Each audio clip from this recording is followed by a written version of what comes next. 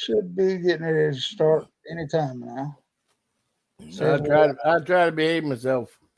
Now, Scotty, what fun is in that? Not much fun. Well, But hey, we're on YouTube, so you got to behave yourself. yeah, we got to behave a little bit, I guess. Yep.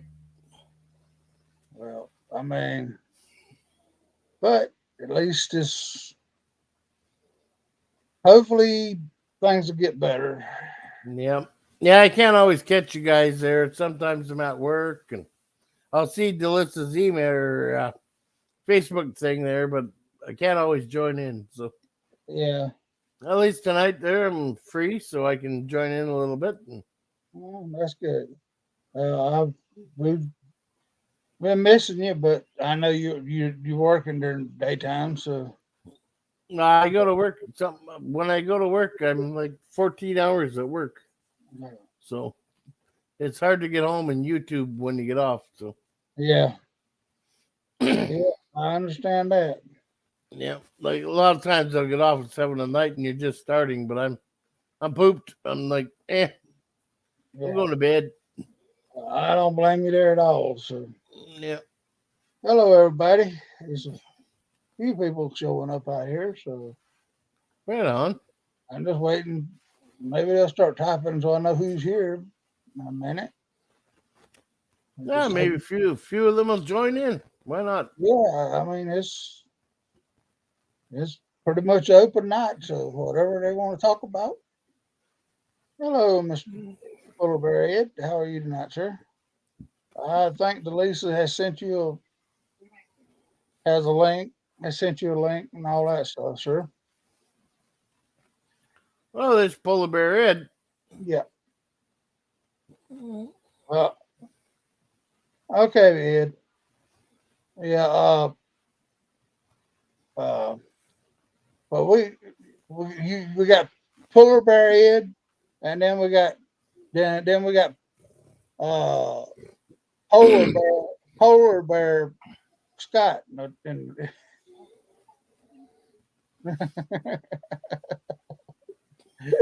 uh, so how's things been going up there in Canada since all the truck stuff is Oh, it's crazy as normal. Food prices are going through the roof. Gas is going through the roof. well, same thing here then. I mean, Yeah, the our government just doesn't get inflation. They think the more money they print, the more they spend, the better we'll be. I guess I don't know. yeah, that's about the way it works. I mean, No, they're a bunch of dummies. we got yeah, we got a new guy in for the conservatives, so hopefully he does well. He talks like he makes sense, so you don't know until they get in there, right? yep, yep. But like I said, I'm falling apart again. So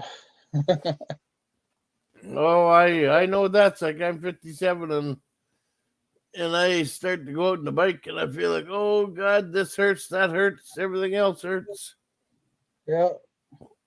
Hey But Scott, I'm too stubborn not to do it. yeah, it's just been one thing after another. So hello, Mr. Ed. How are you tonight, sir? Hey, what's up, guys? Not a whole lot. Good evening, Ed. Morning, Scotty. Hey, Wayne, how you doing? Scott, yo. Well, I'm having computer issues with my other laptop. oh. Y'all got a pool this week, Ed? Yeah, Sunday. Oh, okay. Good. Well, maybe everything go good as it did last time around. Hope it goes better. Yeah. Hey, Mrs. Peaches, how are you tonight, ma'am? I think the last time I looked on Ed's videos, He was cooking something, made me hungry. That's it. He makes my blood sugar go up, so I had to quit. I can't watch his cooking videos. Yeah. I watch the other ones. I watch his other ones, but I can't watch his. I like the cooking ones. He gives me some good ideas. That's what they're there for, is show people that you don't have to cook for 5 hours in the kitchen to have good food. So No, and I do appreciate them. I like them a lot. Hey, Wayne, I'm sorry I missed you. I try to cook stuff that anybody can cook. It doesn't matter what your talent is. Yeah, my talent's kind of low on the totem pole, so. And like you say, you watch it and you say, "Oh, I think I could do that." Well, honestly, it started out as a joke with a guy I work with. He's a single guy. He's like in his mid-40s or something like that, early 40s. Kept saying, "Oh, I can't cook. I can't do this." Because we always get on him because he always bitches because he's broke, but he's always out to eat. Yeah. Eating out all the time, spending all his money. Right. So it started out as a joke. I'm like, dude, watch my channel. I'll show you. You can cook anything, meal. Yep. I cook big enough meals that they'll last 2 or 3 days. I'll show you. Yep. And they've kind of taken off. So, No, it's good. I'm honest. I'm not lying to you. I like them. I really do. I learned a few things from my mom. I know how to make scalloped potatoes, and I know how to make cabbage rolls. But that's really the only 2 meals that I ever learned from my mom how to make. Well, the only thing you'll never see me make from scratch is gravy. That ain't nothing but a little bit of flour. I seen Mom do that, where Mom would put flour on a pan in the oven, and she'd bake the flour until it browned, and then she would mix it. But that's a little too much work for me too. So I'm with Ed. I won't make that from scratch. I literally had one of my good female friends. She is an awesome cook. She's a better cook than me.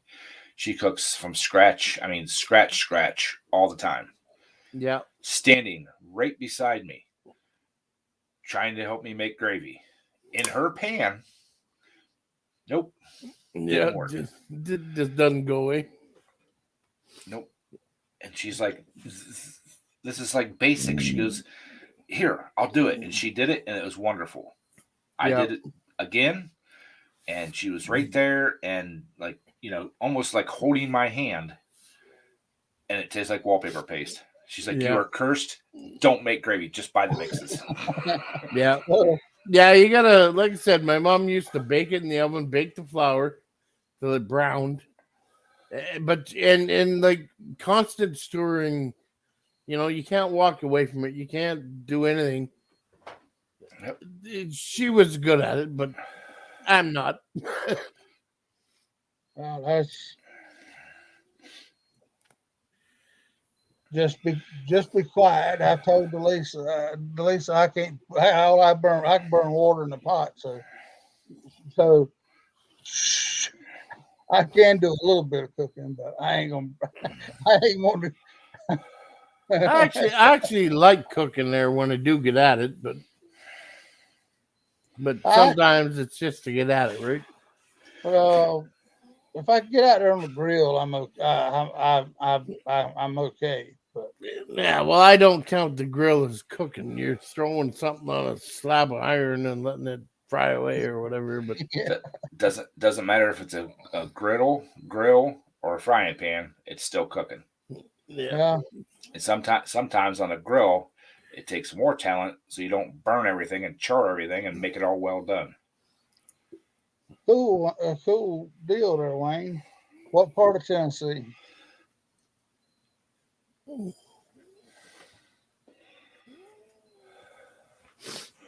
Oh, come on, Wayne. You'll miss them Michigan winters. Boy, some that's probably not something you want to miss.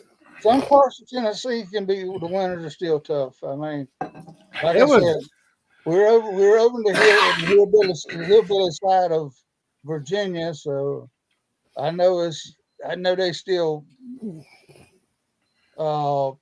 pretty. We still have some rough winters around here. So Shit, I headed out biking there yesterday, and it was like plus 5 degrees Celsius in the morning, which is I think 41 Fahrenheit. It was freaking cool. A little nipply. well, it's been. Oh yeah, it was nipply, and it didn't warm up much. Like through the day, I was like, "Oh man, I should have took my jacket." Well, it's been down in the 50s. Yeah, it was cool. Okay. Yeah, I don't. That's it. Is that up in the northeastern part of Tennessee there, Wayne? Or I can't remember where near New Tazewell is. Is that up toward Bristol? Because I mean, I'm about 90 miles north of Bristol up here on 81.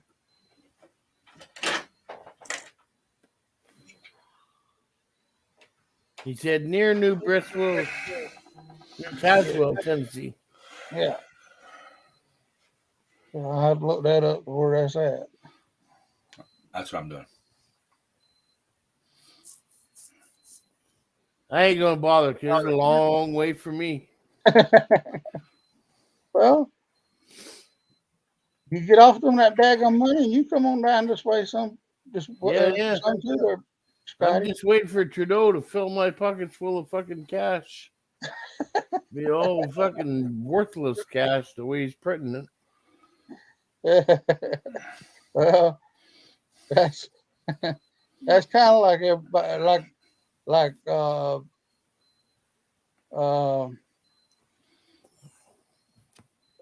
Spit it out, Daryl. Come on. that's kind of like it's been around here lately. I mean, everything's going so damn high you can't afford to buy nothing anymore. Well, that's what it is. The more they print money, the less it's worth, right? Yep. So if you print so much of it, it's garbage. It's like wasted. It's like toilet paper. Yeah. Yeah, Wayne, I see it here. You're probably 3.5, 4 hours from here, so yeah, I see it there now. Where's that? I used to run up through there all the time at 25 on 25. I used to avoid Knoxville by jumping over there and going up 25 and stuff. So I know about where you're at there now. But now that I looked it up on the map, it's been a long time since I've been through there, so I couldn't. I knew where it was at, but I didn't. My maps get a little fuzzy that I got built in my head now. So. Hey, Daryl, you know the highways. What's the one highway that comes from down by Massachusetts, comes right up through Vermont, up through New York, and right to Canada? Is that 81? 91. 91? That was a nice trip up through there. Yeah. Like you go up and down some of the mountains in North or Virginia. Yeah. Virginia? Well, that's 81 that comes up through here. Yeah. Yeah, I think it was 81. Yeah, 81. 81 is what I mean. We live right off of 81 down here. So. Oh, do you? Yeah. Yeah, Cool. you came right past us. Yeah, I did. When I went down, remember when I went down seeing Dave in Massachusetts? I came right up 81 up through, right back up through to Canada. Yeah, y'all when y'all went to Tennessee down there, I think y'all come right past us here, I think. Yeah. And yeah, Front Royal's about. I don't know all your highways down there, like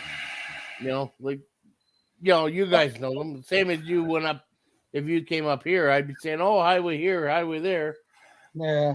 You know what I mean? Yeah, Front Royal's about 3 hours from here, I think, Scott. Yeah, it's a.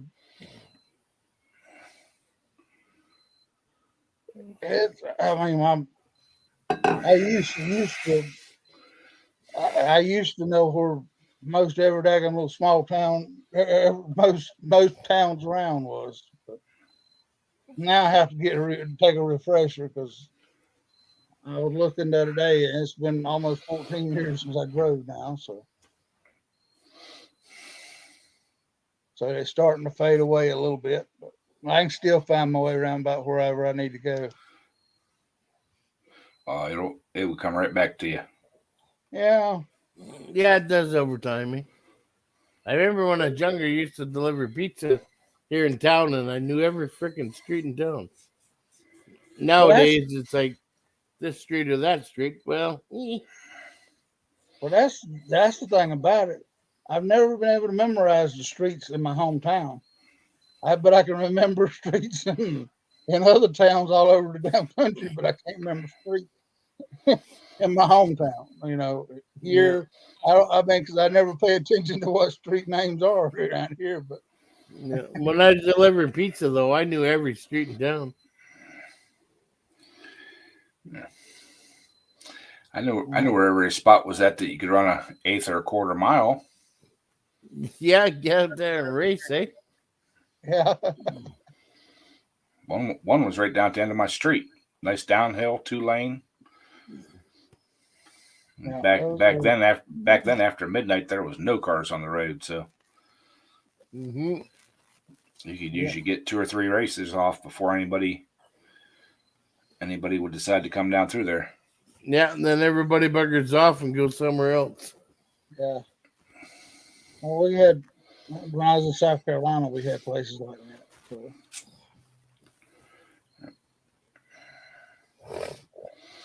Well, we had one it was right outside the city limits, and it was a nice 2-lane, or actually 4-lane road. But then at the end, it would go down to a 2-lane.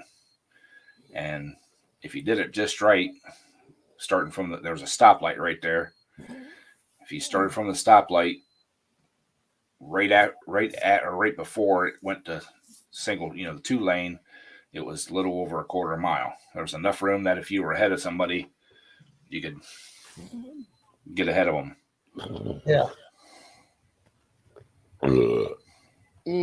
God. No, Sky, we didn't call it a midnight blitz race. Usually there was only a half a dozen or so cars that were fast enough to run one another. I mean, there were some guys that just had normal cars that would run, but anybody that was betting money, I watched a video the other day with a Volkswagen with a Subaru engine that had 517 horsepower or something like that. Nice. And the video shows the guy driving it, and the guy driving it looks like he's scared as shit from it.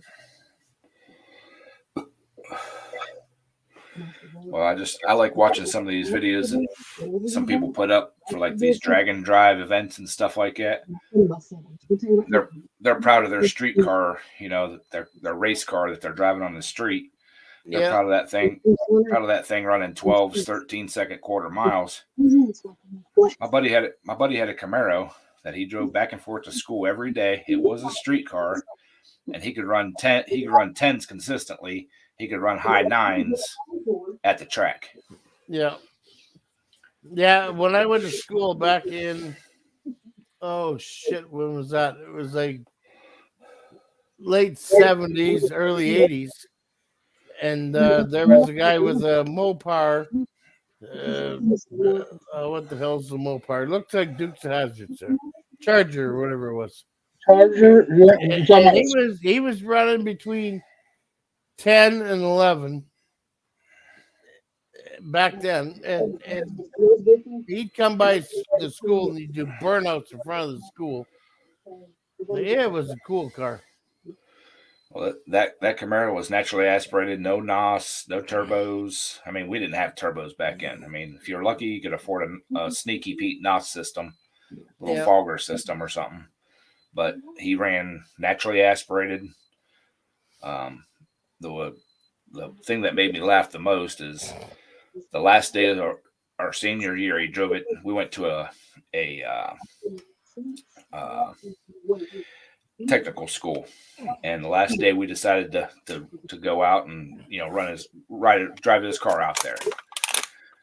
About 3/4 of the way there, he's like, "Man, do you smell something?" I'm like, yeah, said I do, but it's like, all right. Well, we get there. We figured out what the smell was. It was our tennis shoes burning on the bottom of the floor pans because he was running open headers. Yeah, setting their own fire. Yeah, and same with when I was talking about these guys that used to buzz around our school. Like they had graduated a year or so ahead of us. But it was no nitrous oxide or nothing. It was just the original car, basically. Well, another buddy of ours had a Chevelle, and he put a big block in it, 454. Of course, it was bored and dual carbs, all that kind of crap. And on a street tire, he could lift the front tires off the ground. Oh, cool. On the street. I did that with a 1978 Chevy Short Box with a 350 in it. But I had to wind her up and pop the clutch. But it lifted the tires, came in through the sidewalk, went out through the backyard, took out the fence, and then I was in trouble. The crazy thing about that Chevelle is it was a full interior car. Yeah. No roll cage, front back seat, radio, yeah. All the weight, everything that's normally in there. And he would take that thing to other towns and race because nobody wanted to race him in town around us, not for money. And he'd pull up, and that thing was quiet and nice and real pretty car. Yeah, it's like a sleeper, right? Yeah, and they'd pop the hood. Oh, it's got a big. This is a stock big block, man. It ain't nothing major. He'd get a couple races signed up. He'd slide underneath it and pull the dapper plates off the headers, run an open header. He got a really bad reputation real quick. Yeah. Well, there was a guy down home. I had an old 73 rusted out Chevrolet pickup truck. But the guy that was winning everything at the quarter mile racetrack downtown, at the circle track, he built the motor that's in this old raggedy ass truck and traded it in for $700. I know damn well he had a hell of a lot more in the motor in that thing than the $700 he traded it for. So anyway, I bought the old truck, and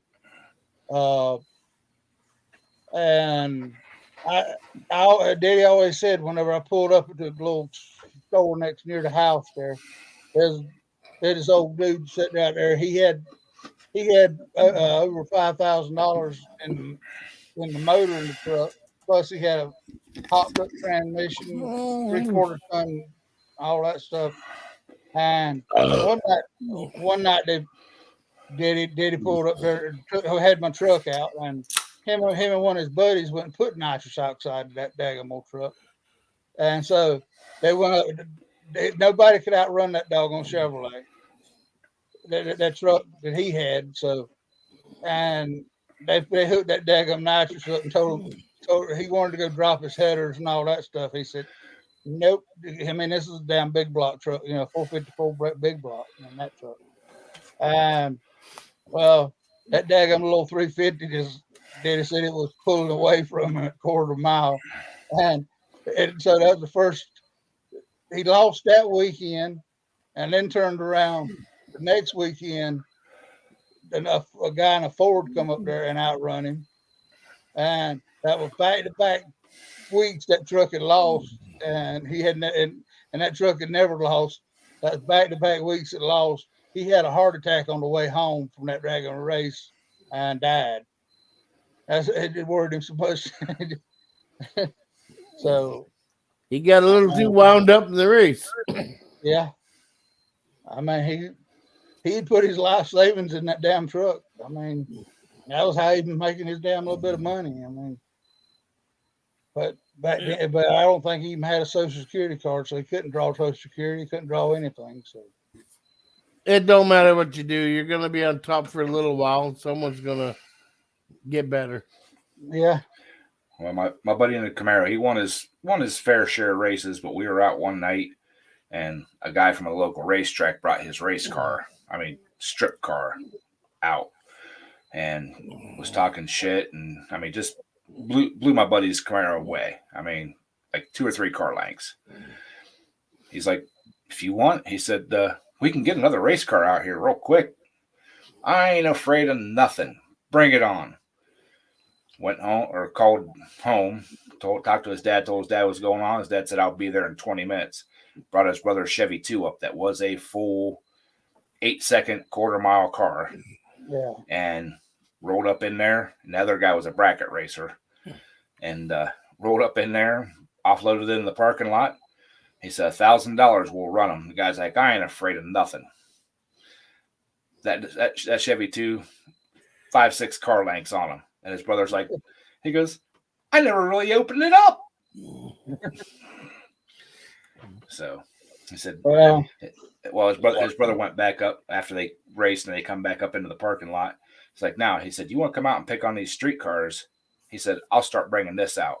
He said, I guarantee there ain't nothing you guys can bring out here that will beat this thing.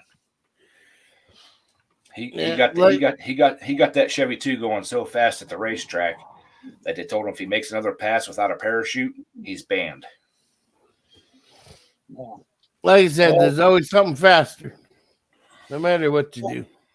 Yeah, that was the biggest thing about drag racing. I had a hard time understanding was, Darlington, South Carolina, they used to have a big, the big boys used to race down there, NHRA and all that stuff. And I went down there one day, and this was the first day of the racing that weekend, and this is basically test and tune day or something, before the weekend racing. And what got me was that I could never understand. I wasn't understanding how the car that won the race wasn't the winner. Wasn't one that flashed up as the winner. I said, but then I had to get somebody to explain to me how in the heck how was that car, because he broke out of time or something or another. And yeah, they were bracket racing. Went too fast for the class. Yeah, and then I went to, later on when the funny cars and the other cars got out there, to run, they were running straight up. I didn't have no problem, but they do. But that bracket racing part confused the heck out of me to start with. So when I was younger, I never liked bracket racing. I didn't see the point of it. Yeah. Why go out and limit your car? Mm-hmm. Now that I'm older and understand a little better, it's all about getting your car to go as fast as you possibly think you can make it, and then backing it down a little bit and staying consistent with that speed, to move on.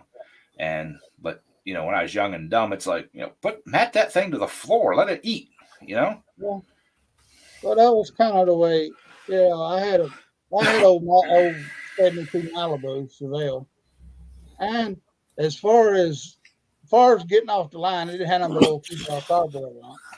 So as far as getting off the line, it was slow as it could get. But from 40 on, I had a friend of mine. He had one of those old Dodges with the police interceptor in it, and we was coming home from football practice one night, and he come flying past me, and I stomped into that barrel, and I was actually literally touching the back end of his car as we was going down the daggum highway. I didn't know. I don't know whether I had the juice to have pulled out to try to pass him or not, but I literally was touching the back of the car with my front bumper. So, but then again, another night coming home from football practice, the coach had kept us over. It was like 10:30 at night, and I had just spent all week. I spent the weekend before putting the damn muffler system on that daggone Chevelle, and I drove it to football practice, and we were going. We had that. Anyway, I had about four or five other boys riding with me home, and I had a guy. They were talking trash about my car because it was bent up on every corner. It was just an old ragged car, but and all the bushes were right in front end, so that clattered and clanked and everything else when it hit a bump. And so I stomped it, and it just shot up about 120. And I seen a dude fishing off the damn bridge going down through there. Now I don't know what made me do it, but I did it. I reached over, switched it off, and then switched it right back on. It blowed that damn muffler, that brand new muffler and tailpipe slam over that damn car. I said, I personally never had anything that's really fast. My daily driver was a 69 Impala 4-door with a 327. Looked good, ran good, was never really fast, but I wrenched on a lot of guys' cars to help them, make them fast. God, you okay? Scotty, you gonna be okay, man? I just sneezed like a bugger. Are you allergic to us or what, man? It must be. You can't never tell with them old Canadians is what they're going to do. I got something bugging my nose and it keeps making me sneeze. And I keep trying to blow it. And he's still out there trying to convert miles per hour into kilometers per hour. So. Yeah. Oh, I know what 100 miles an hour is. It's 160 kilometers. But the dude that was fishing off the bridge, it shot a daggone streak of fire. When it backfired, it shot a streak of fire out the back of that car. It looked like it was about a quarter of a mile behind me. A streak of fire. That dude that was fishing on the bridge, he went over the bridge. And then on top of that, I had slowed it down to about 90. And guess who I met coming the other damn direction? I met the old man coming in the other damn direction, coming to see what the hell I hadn't got home yet for. And here I am with with no muffler on the damn car. He knew they just put a muffler on it. And all this stuff. And I'm still running about 90. He said, he asked me, he said, what the hell are you doing driving that car so damn fast for? I said, I didn't realize I said the speedometer's off in this car. He said, bullshit, you know how fast you was going in that car. Hey, Twisted Mark, how are you tonight, sir? But the funniest thing I ever seen a group of guys do one night, there's a real long hill out on the 2-lane. It's probably half a mile long. It's not real steep, but it's pretty decent. It's straight. They kept going up kept going down it. They get up to about 100 mile an hour and take grapefruits and hang them out the window and roll them in front, like along the car. Them suckers would shrink up and stand up like a drag tire and then rip apart and explode. Wow. The side of the dude's car was covered, but it was cheap entertainment. At first, I seen them going down through there. I'm like, oh, they're testing or whatever and everything. And then finally they went back and was sitting in the one parking lot at the school and said, man, what do you guys keep going up and down that hill for?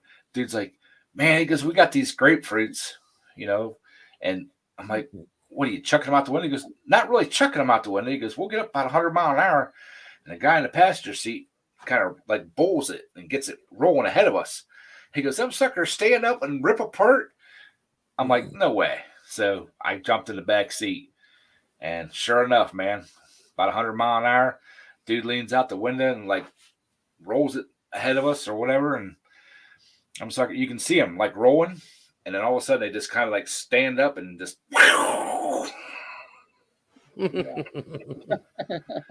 Yeah, craziness. Eh? Yeah, it's kind of. And I can tell you at 85 miles an hour, an egg chucked out a window up and over will break the windshield of the car behind you.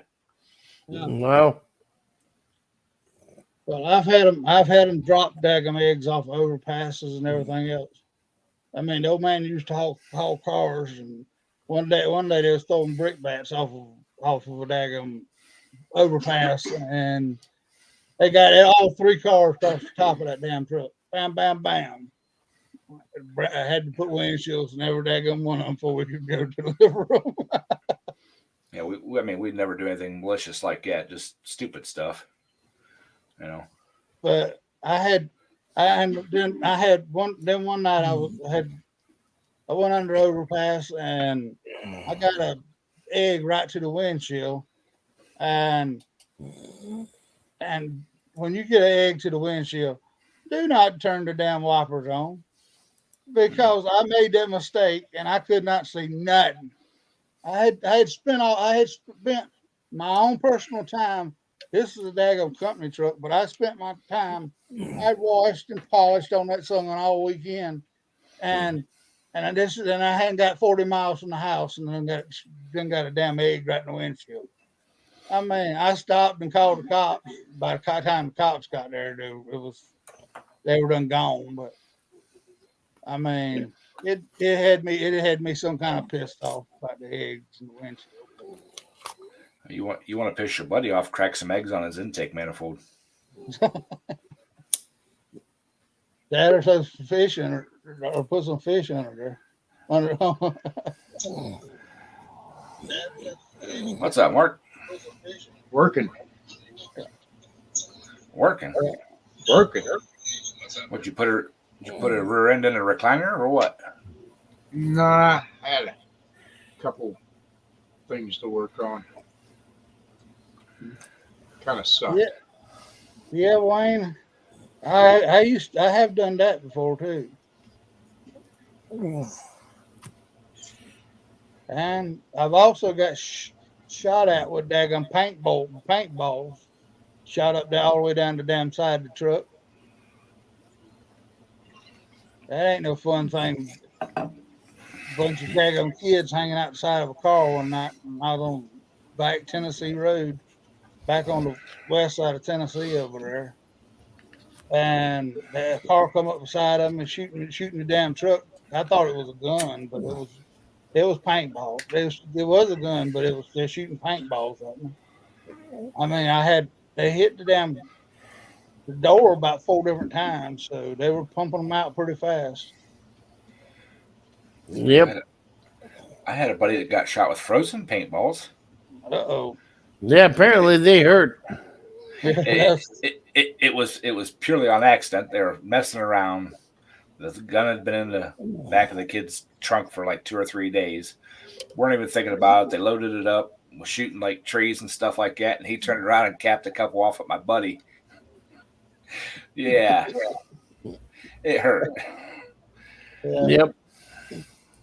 And up here they do the paintball thing, and some of them freeze them because they have a better trajectory when they're frozen, because it's not a liquid flying all over them. You know what I mean? Yep. Yeah, they want that. They intentionally want them to hurt whenever they're shooting them kind. Well, it's not so much so they hurt; it's so when they fly, they have a better trajectory. Yeah, better angle. When they're a fluid, they wobble around, and when they're frozen, they fly straighter. I've actually got a paintball course just up over the hill from me.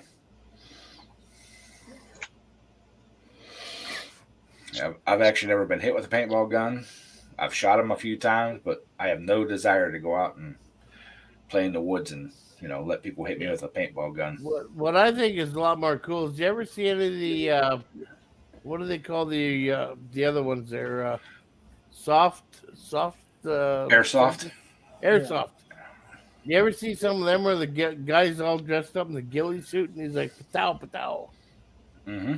That looks a lot more fun to me than the paintball. Mm-hmm.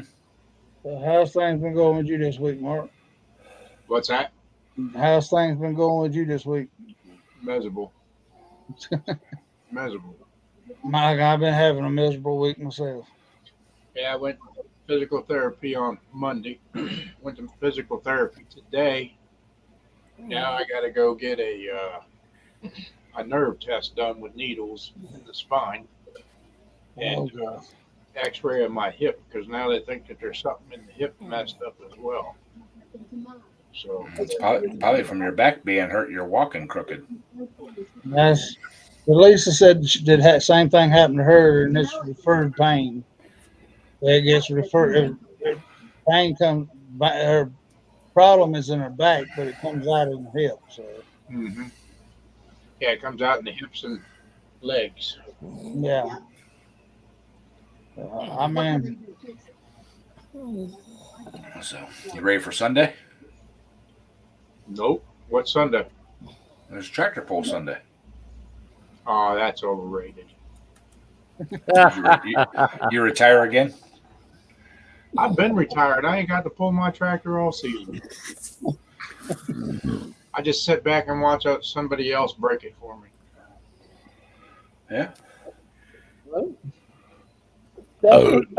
that's what you supposed you supposed to be the pit crew. So I mean the crew chief. So I mean you get out there and just watch it, pull up the track and figure out what's wrong with it. Get to the driver and get it on down further down the track. I don't know about all that mess. Did you put them tires back up in storage? Yep. Okay. Well, guys, I'm going to take off. I'll talk to you all later. All right, Scotty. Have fun. All right, you too. Did you put Junior's back on or your old ones? I like my lawn tech. That's what's on it.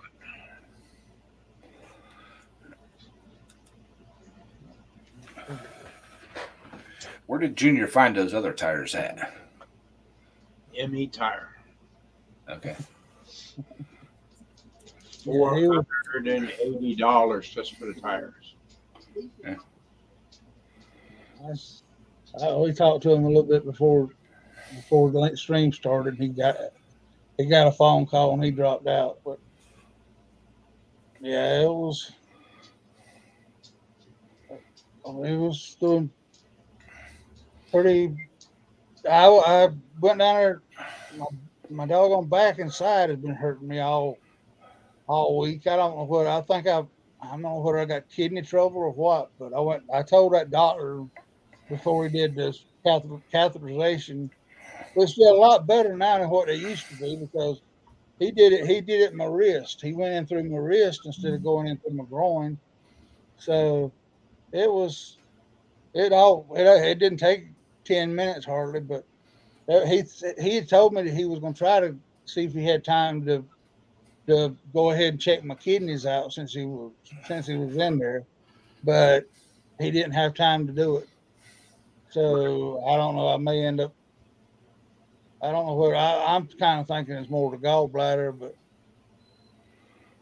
I can't get in to see none of my doctors till later on in the month. So right. At least they didn't find any clogs or anything, so they didn't have to put any stents in. So. But that still don't answer why my blood pressure goes up like it did. It runs crazy like it did. Right. Oh well. Yeah, when I had that heart cap done, they went through the groin. When I had to lay there with a damn sandbag on my leg for 8 hours.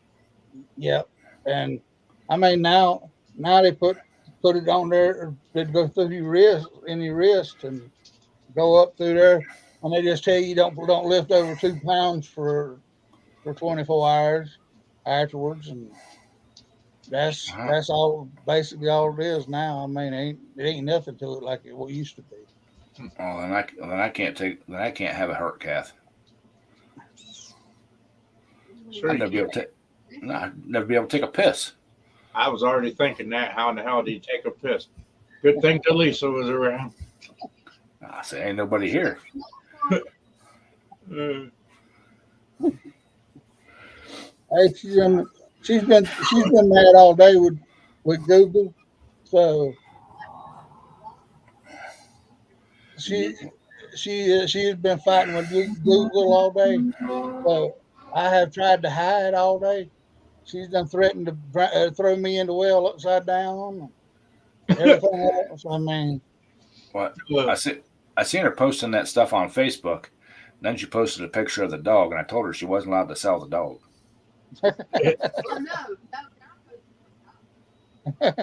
she said I'd go before the dog did. So There you go. Yeah, shoot, I was everywhere today. I had to go up there to Canton for that. Then I had to go all the way over to Youngstown for the other ordeal, and then back over this way. I was like, good God, how did I drive truck? Well, it's different. You're in a big truck, not a little truck. Yeah. You're making money, not spending it. Yeah. that was kind of the way it was that a few weeks ago when I went to Harrisburg, Pennsylvania. I mean, not Carlisle, Pennsylvania. I mean, that was 600 round trip. It was 600 some miles. Plus, I walked about 3 or 4 hours. Yep. I was hurting by the time I got home. I mean, I said, how in the hell would this used to be a damn normal day for me? But now I'm sitting here dragging butt trying to do the 600 miles. So, Right. I mean, yeah. Crazy. That's how it was last Saturday night when we left that pole. I'd been going all day long, and That's why I had to stop at Speedway and get them cupcakes. I needed some sugar. I couldn't go. I needed to get out of the truck, move around. Mm-hmm. My hip was killing me when we left the pool. Then I was sitting there on your trailer there in front of the gas station.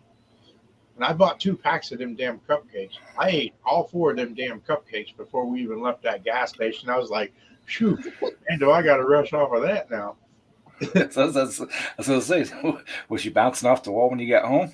Pretty much. I didn't have to go to sleep right away. Yeah.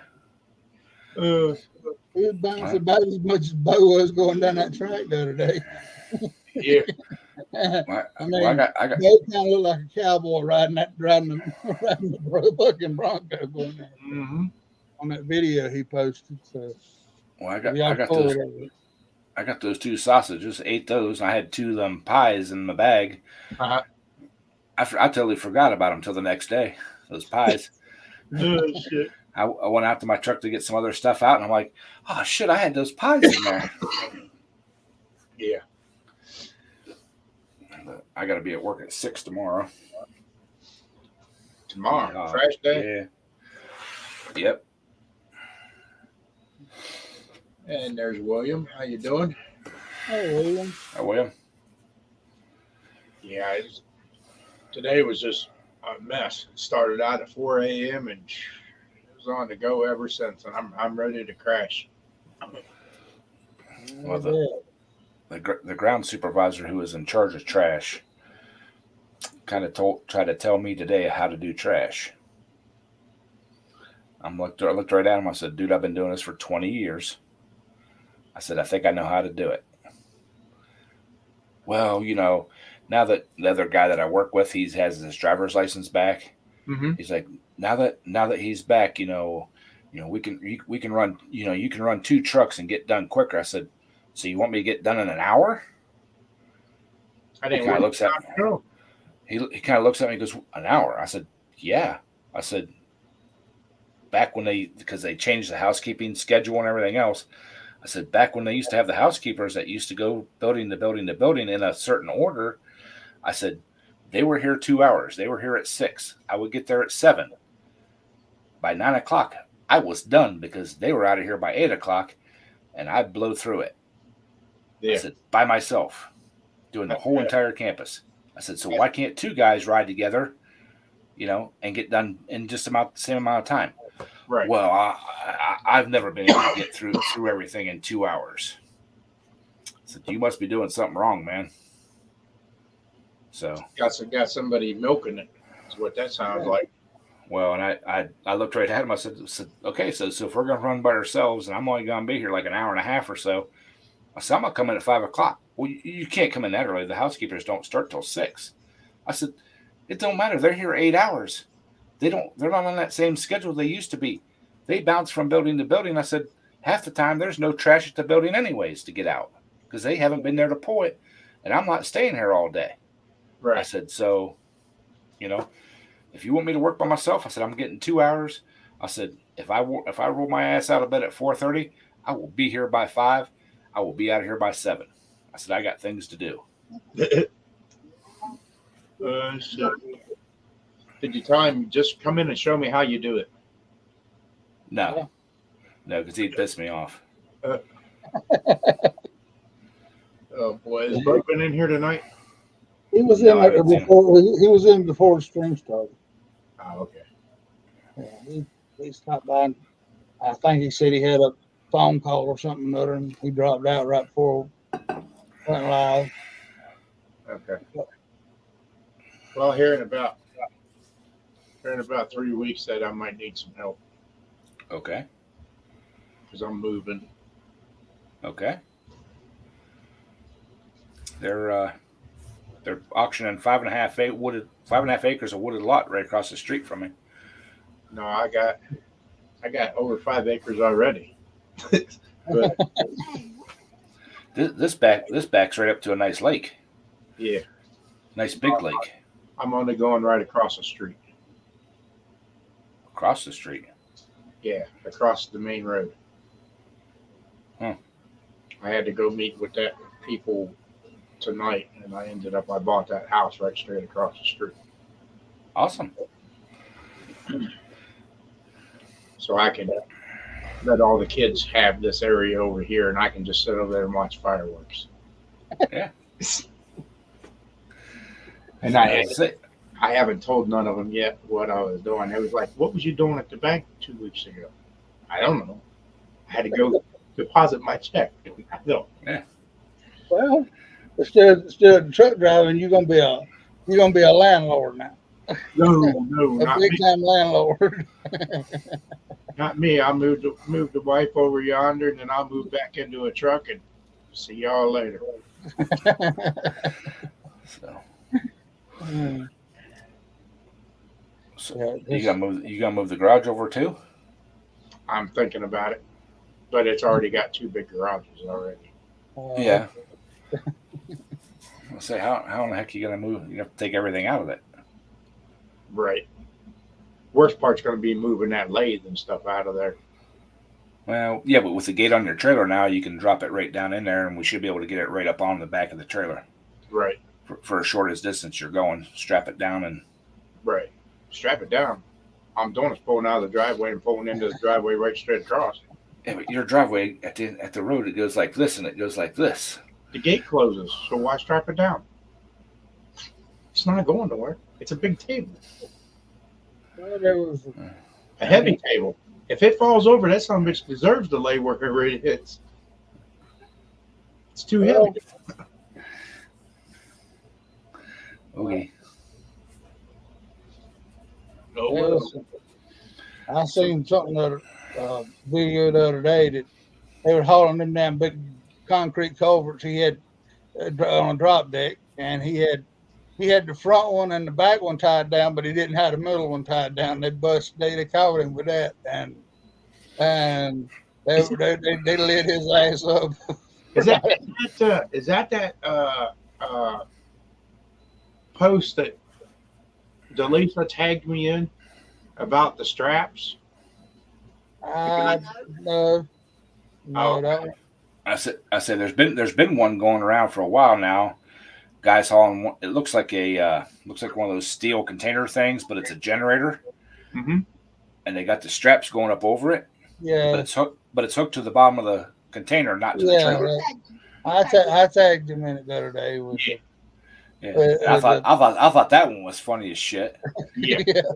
And then the real old one was the guy that had, I think it was a quad or a dirt bike in the back of his pickup truck, and took the straps down and put them through the spokes on his rims and back up over the bike.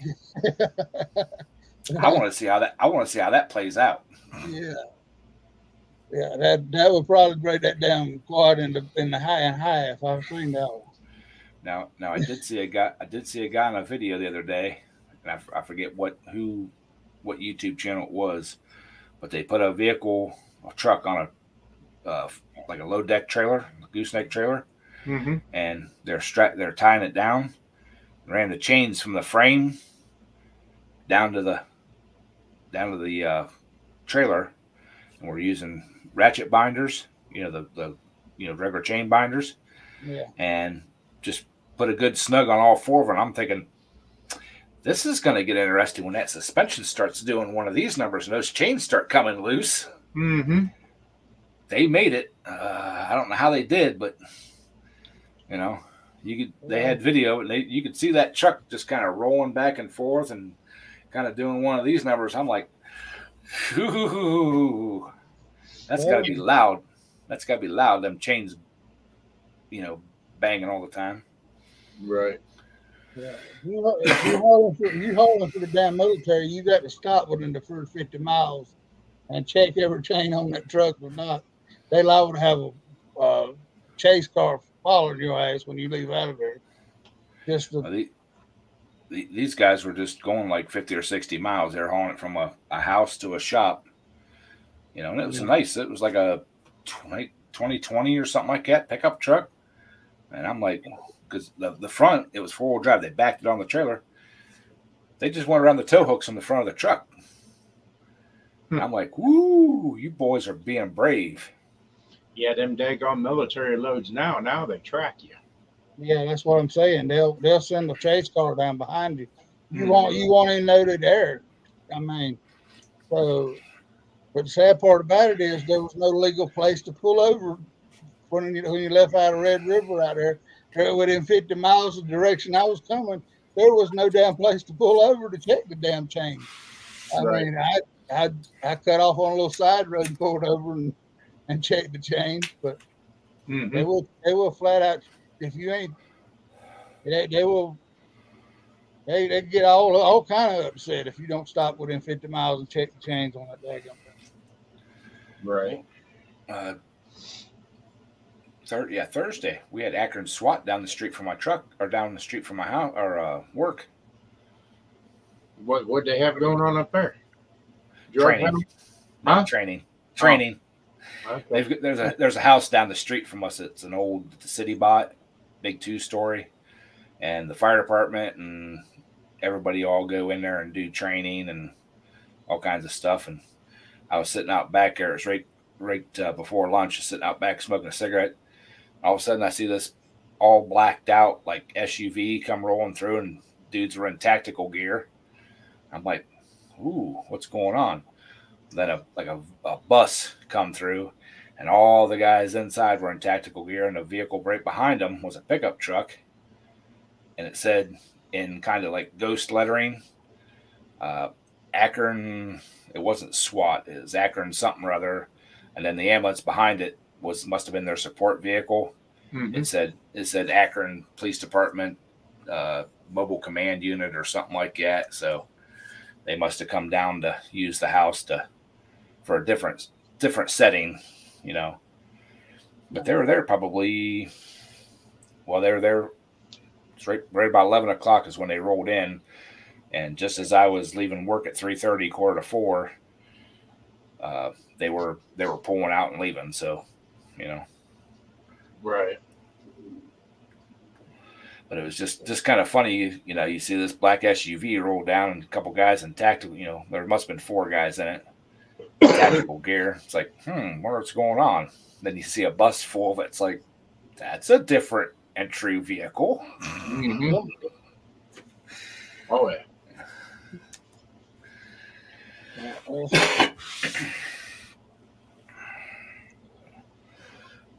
You never know. They might have been a homeless person that went in there and set an alarm off somewhere. They sent the whole damn squad.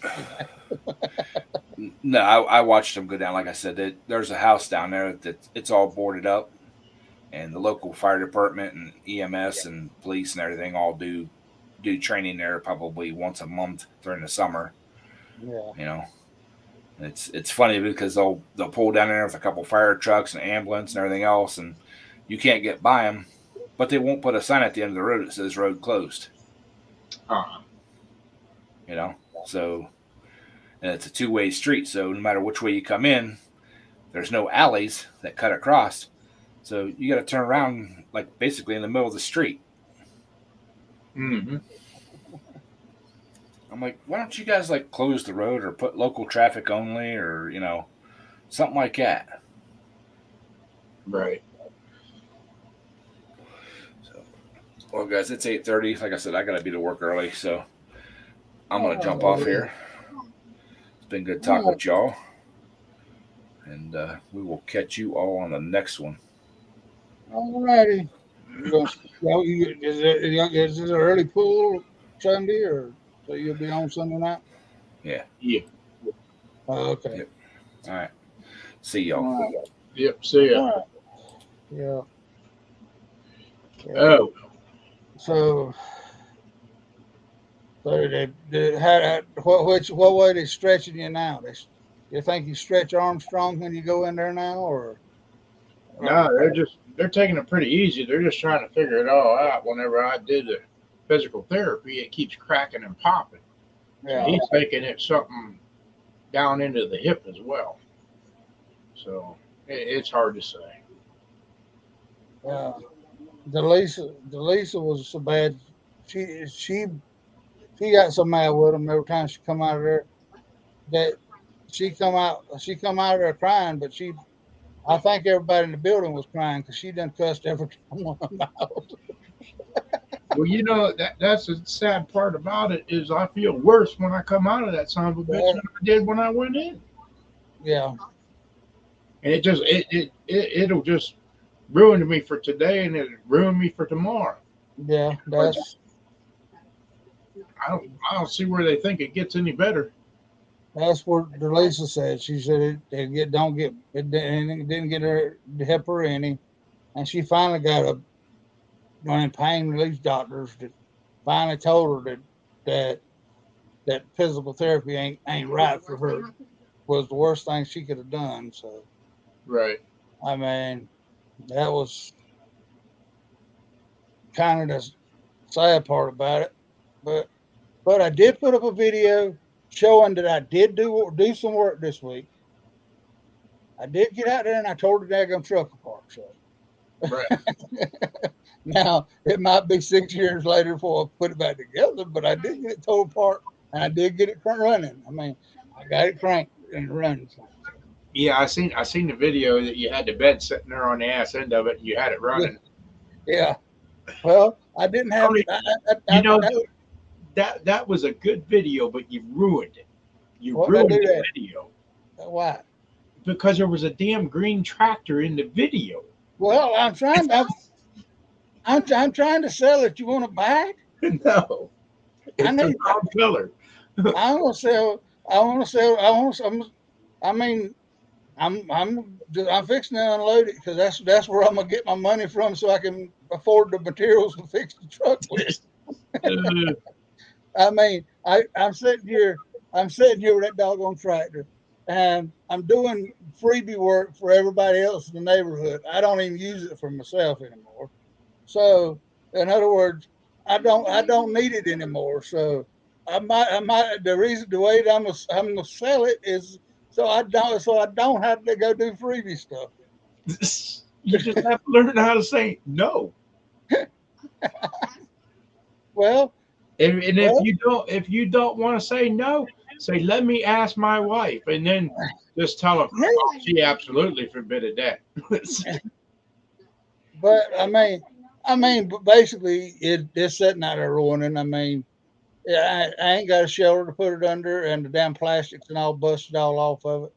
I mean, I can go buy eBay special plastic, set of plastics to go back on it for $500, but I don't feel like putting no $500 in it for that. I mean, so and so I mean it'll be busted. It'll go busted because I ain't got no place no shelter to park it under. it'll bust all the pieces in 2 or 3 years again anyway. So if I Right. did buy the eBay special plastic, so I mean, I'll just start it out high and tell them I'll knock off $500 for them to buy the plastics. There you go. But then you just lost a video, Yeah, so you can make at least 2-3 pennies on it. yeah, yeah. I can't knock that old tractor. I ain't really. My brother's the one wore the daggum thing out, tore it all to pieces. I mean, but I mean, I've really and truly, other than maintenance, I've never really spent big money on it. So Right. I mean, so I can't complain about it. I've had it over 20 years, so Yep. I mean, and it's just big enough for a one row tractor. You know, somebody wanted to, but I ain't got no plows or anything for it. So Right. I mean, but it's not 4-wheel drive. But I mean, like I said, I had a finishing mower out there. The place I was going down at the creek and not even getting a thank you. It asked me to come down there and cut it for about 5 acres down there, cut it, and then come back by and they never even said thank you. They just come by and ask me when I go cut it again. I Right. said, wait a damn minute now. You know, it just This ain't and now it. I mean, well, I mean, I wore myself out, and wore everything else out, Right. and then and one time I told him I was running low on fuel. I said, go get me 5 gallons of fuel. I mean, out of the whole daggum time I cut that daggum field down there, so Mm-hmm. it ain't no, they ain't. I mean, so they want to be buttholes about it. I mean, I'm probably gonna sell the Polaris too because, I mean, we ain't this year we ain't even rode them hardly. Right. So I mean, Delise will keep your Honda, but I'm just gonna probably get rid of that and the Polaris too, and that way I'm uh that way I got plenty of money to put into the red truck Right. Right. and, and all that stuff. So Yep. Projects aren't cheap. no, no toys cost money and sometimes the toys wear out and sometimes it's just time to take your money out of them toys and put them in other toys. So I'm glad I don't have no toys. no, I'm trying to retire from that too. well, yeah, Bo said he done messed up and tore something he thinks in his shoulder or something, didn't Yep. Yep. Picking he? them Oh, lumber tarps up, trying to put it up on top. I said, why in the world didn't you have the tow motor guy place them tarps? yeah, You don't do that stuff. nope, yeah, But he's young, so he'll learn the hard way, I guess. Don't want to listen. yep. I mean that's the sad part. That's the thing about them damn heavy ass damn lumber tarps trying to tarp steel or whatever else. It just Yeah. it just but the thing about it is half the time the daggone forklift driver he went they'd leave me out there all of a sudden they say, oh, it's got to be tarp, and then they haul ass. After they get it loaded, they gone before you can even get your tarps undone. I mean, That's when yeah, you go find a foreman and tell him, hey, somebody needs to get back here. yeah, but I mean that's I mean I did get them set them. I got some places that will set them, but a lot of places I went to was these little rinky dink off the wall places, and they were shutting the damn doors after they got me loaded, and when they shut the doors, it was over with. They were gone. Yep. When that happens, that's when I went right on up the road with no tarps on them. That's just the way I look at it. They ain't got time. I don't have time. How you doing, William? Hey, not bad. How's How things about you? going with you, William? Oh, pretty good. I thought I'd try to see if my internet would hold out. It's a holding out so far. What y'all into tonight? Yeah. Just Most time it just does sitting good here. until I get on the stream. When I get on the stream, it goes crazy. Yep. But anyway, Daryl, I'm going to cut out and go find me a bite to eat because I just got home whenever I jumped on here. Okay, well, I appreciate you coming in, Mark. Yep, not a problem. We'll see you guys later. Yeah, Yeah, have a just good feel one. better. You didn't have to leave quite like that, huh? Oh, no, I've been gone all day. I know. I know. I'm just joking. Well, I'm just, take since Bo ain't gonna be using his tie down bar for a couple of days, take it to therapy with you, and tell them if they hurt you, you're gonna smack them with it. I got one laying in the bed of the pickup truck.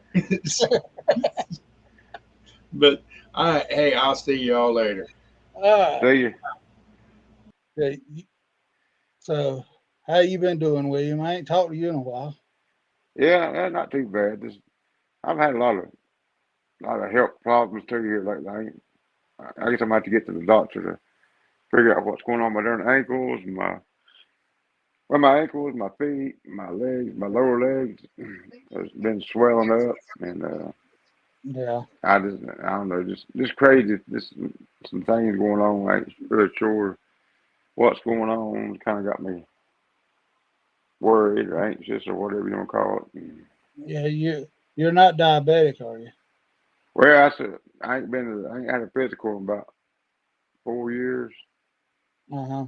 Last time I checked, I wasn't, but both my grandmothers was diabetic. And Yeah, they and told me there's a good chance that I'd be a diabetic. And, uh, I drink a lot of sun drop, and hey, Breezy. I don't know. A lot of times I saw I won't eat or eat nothing. I just drink sun drop all day. And, I don't know Yeah. what's going on really. Yeah. Well, I mean, I had to go to a neurologist the other week because my legs were killing me too, and he said got full blown neuropathy in my legs. So Oh, really? yeah, so that's why I was that's what it's kind of sounding like there. I mean, but for the last 6 months or so, I've been battling blood pressure problems and Hmm. everything else. So, and I'm diabetic too. So that one thing's working against the other thing. So Yeah. Oh, yeah. I get out there trying to do something, and I last about 10 minutes, and then I got to go sit down before I can do anything else. So That's where it's me. In my mind, I can still, like the other day, I still help my ex a lot. yeah. We kind of get along better now than what we did when we was married. But, I Mhm. help her weed eat. I mean, I used to go weed eat around the farm. I'd weed eat about 8 or 10 hours a day and not even think nothing about it. Like you said, I can after about 15, 20 minutes, I have to stop and sit down and it getting hard to get back started. So Yeah, that's I don't exactly know. what I've done. I mean, the way I am, man. I just can't do it what I used to. My Yeah. mind's my mind says I can, but my body says I can't. So I got Hmm. to learn that lesson. I mean, Yeah. Right. How old are and you? You ain't even 50 yet, are you? yeah, I'm 57. 50. Fifty-seven. Okay. Well, I'll be 57 in December. I mean, Okay. that's You ain't far ahead. I'm 55, so you ain't far ahead of me. yeah.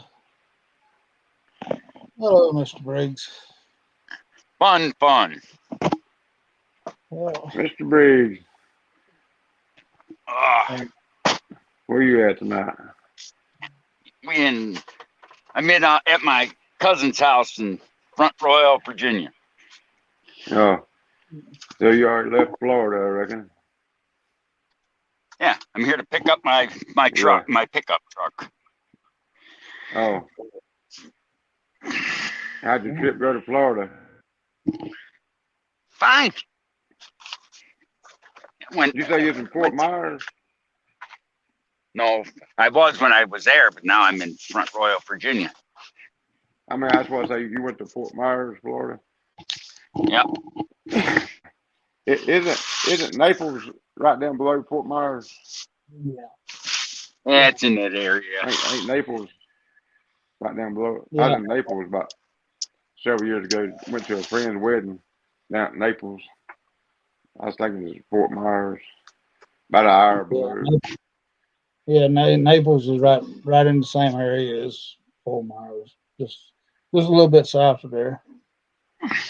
They said Oh yeah. at the time as more per population, there's more millionaires in the world that live in Naples than anywhere in the world. Yeah, Something like that. I don't know. Hard to say. uh, Who knows? that was a bad area for me because I mean that's where my trucking career ended at. Basically, it was down there right before I got to Fort Myers. Oh, really? I had a guy run out across the interstate right in front of me, and I had nowhere to go, and he was on foot, so I hit him, and he used my truck to commit suicide, and I had to sit there and watch cars and trucks run over him for 15 minutes. So What Oh, route really? was that on? 75? on 75 between Sarasota Yeah. and Fort Myers down there, down around Cape Coral, right in there. Oh, is that what he tried to do? Is commit suicide? Yeah, evidently, but I mean, but his family still turned around and sued me and sued my insurance, and they awarded them $2 million. They cut it in half. They said I was 50% at fault for being on the road, but I said, well, when they're gonna give me my 50% of the 50% of all the damn damages he did to my truck? I mean, it did $14,000 worth of damage to the front end of my truck. So Yeah, I don't get that. Someone wants to do something like that, and then you're responsible. That's yeah. bullshit. By the time I got the truck stopped, I was off the road. So I think we lost William up there. He's got his. Hey, Tommy. I hope you're having a good day there, Tommy. I keep forgetting it's morning where you're at, and it's nighttime over here. So,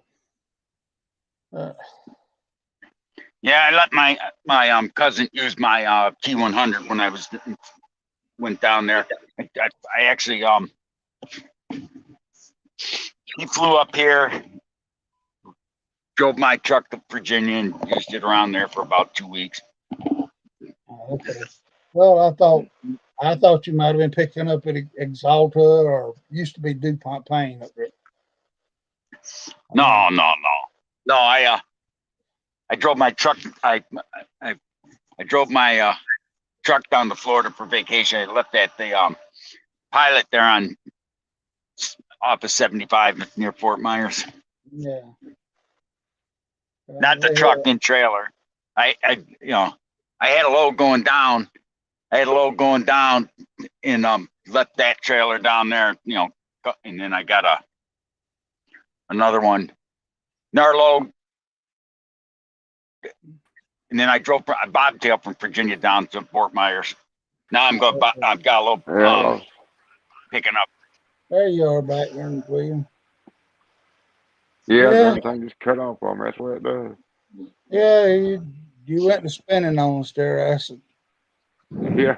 I don't know what the. No, this time I picked up a load. Cut off. This time I picked a load up out of that Fort Myers area near Sarasota, and dropped that trailer out in Virginia. And I'm gonna put a fifth wheel on my truck in the morning with a dolly and drag the T100 back up north tomorrow morning. Yeah, I seen you where you was down in Florida and all that stuff, and you was even wearing the the duds of people from Florida. So I mean, I didn't know whether he was going to become a beach bum or what. There, Briggs. You mean this? Well, you flowered his shirt and all that stuff. Yeah, right here, this. Can't hardly see it. I can't hardly see it. You mean this thing right here? Yeah, had your hair all slicked up and all Yeah. that stuff. I said, And where is it here? I said, I got all it's going to take is Briggs to find him a good woman down there, and he might stay down there. Yeah. There you go. I had these on. My cracker legs were all over. That's the first pair of shorts I had on in 27 years. Dang. I wear mine about 9 months out of the year. Yeah, me too. Yeah. Especially Didn't you since say now one time you something about moving to Florida? Yeah, I am. I already bought a house down there. Okay. You gonna keep everything and just rent it up in New York, or you gonna sell it or what? I'm selling. Sell it. I don't blame you. That renting can be good I'm gonna if you try. get a good renter, but if you don't, it sucks. Well, It ain't worth keeping it. It ain't worth keeping it and trying to micromanage it from down there. Yeah. I have to find a different contract here, down there. What part you moving to? Fort Myers. Yeah. Is it high? Are the houses high in that area? Depends on where you buy. Yeah. It take me about a You year don't to need sell too big everything of a here. house, do you? I bought Yeah. a 3-bedroom. You don't need too big of a house. 3-bedroom. Yeah, I do. 3-bedroom. It's 1,200 square foot, big enough for me. yeah. I mean, it's Oh yeah.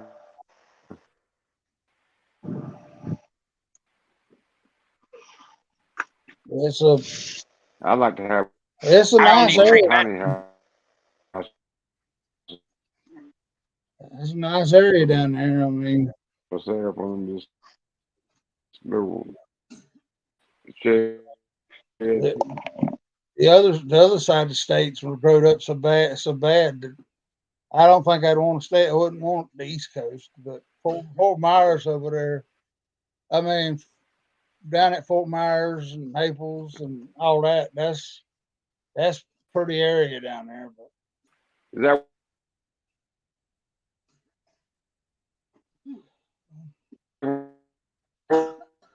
I think you're roboting there, Wade.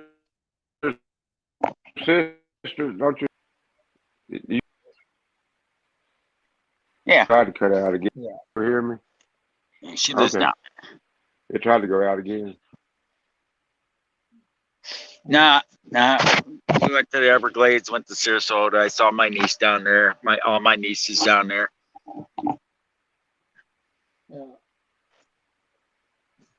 Is it already hot down there? Oh yeah. What do you mean already? It's summer down there. It's always hot down there in the summer. Yeah. It'll cool down a little bit.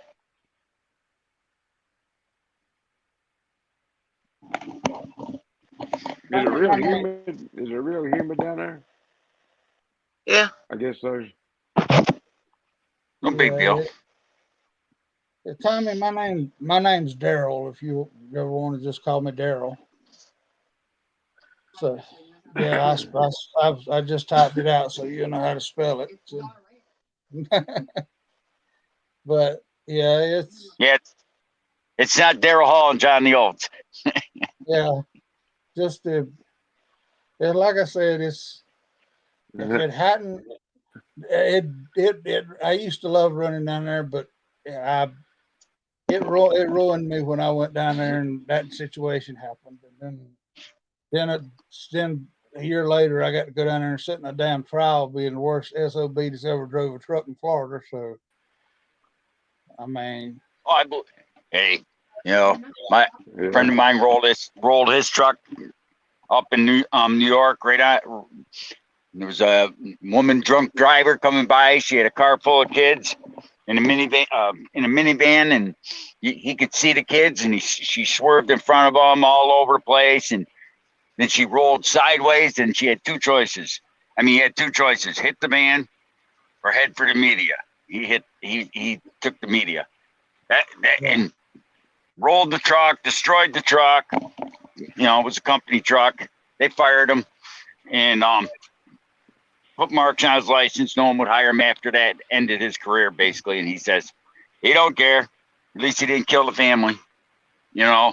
Come to find out, the woman that rolled over and he almost hit was drunker than a skunk with a car full of kids. And I don't even think they charged her with DWI. He said. That's fine, Tommy. Just whatever you want to call me. I'll answer about anything. But my name that a lot of people call me on these streams is Daryl. So if you hear them holler or say something about Daryl, that's usually who they're talking about. But yeah. I tried driving for a year after that, and I would get somewhere and make up excuses not to haul freight. So this load's got to have tarps. This load's got to have chains. It's not paying enough for me to put charts on. It's not paying enough for me to have sling chains or blah blah blah. So I'd end up sitting somewhere a week just because I couldn't get my mind straight. So Delisa I finally come home one day, and Delisa told me to just park the damn truck, and I did. And it sold the truck a week later, and I ain't looked back. So, but called the finance company and told them to come get the trailer because I had in that year I'd bought a daggone flatbed trailer.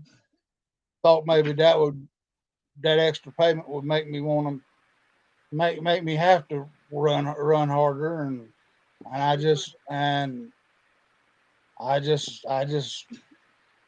finally parked it and walked away from it. Called the finance company and told them where they could get their trailer at, and never looked back.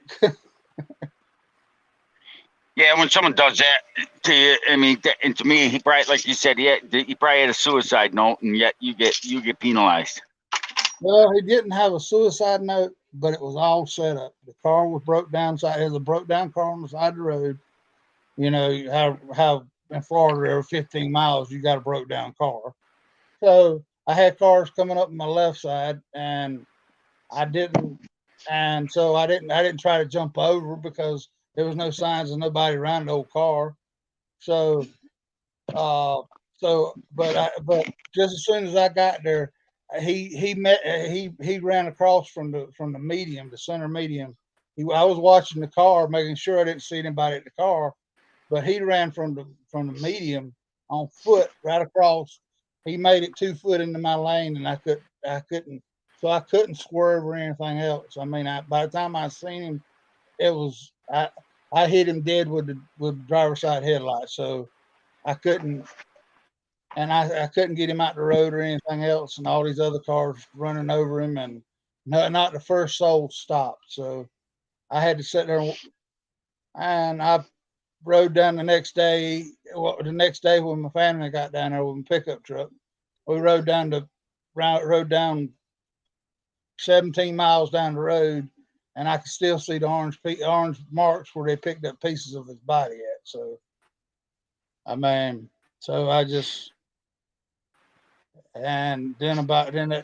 this happened in March, and it happened right before daylight, and then when it got to then the next January we had to go down there, and I had to sit in the trial for 4 days because I was cleared by 4 different law enforcement agencies and everything else but they still turned around and sued my insurance. His family did, his family and a crooked ass preacher down there. And when they did that, they basically had to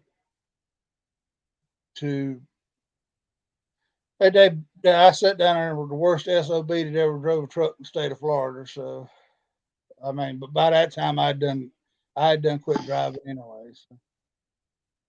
Okay, William. That don't surprise me. It was good seeing you again there, William. Good talking to you. Yeah, that's just and the judge and that preacher was buddy, and everything that would have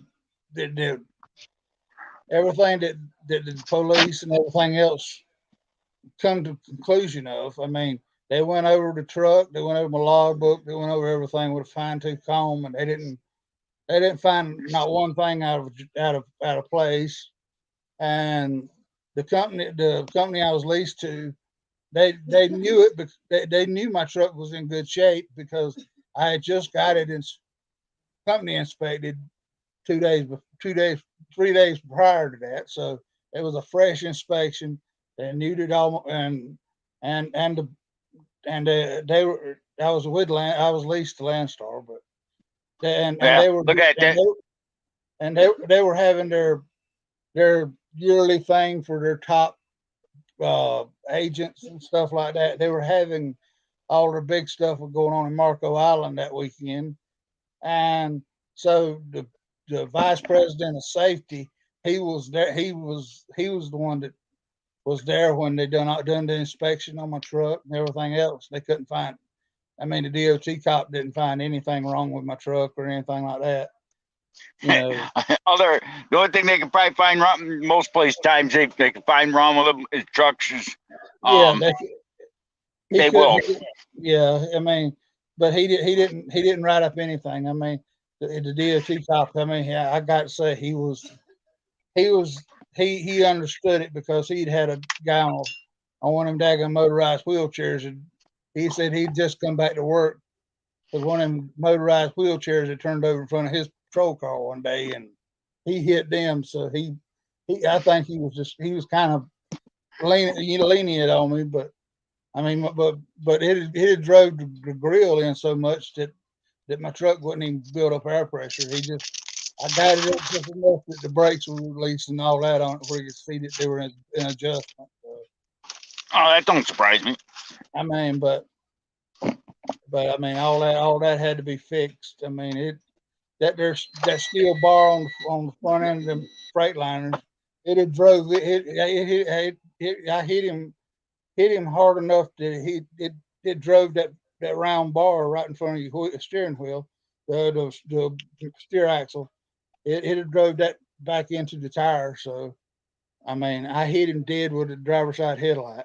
So he had to been in the middle of the damn interstate. I mean, but the way the jury come back was that I should have stopped when I seen that broke down car. I should have stopped and got out and walked around the car, make sure nobody was around it and all this stuff.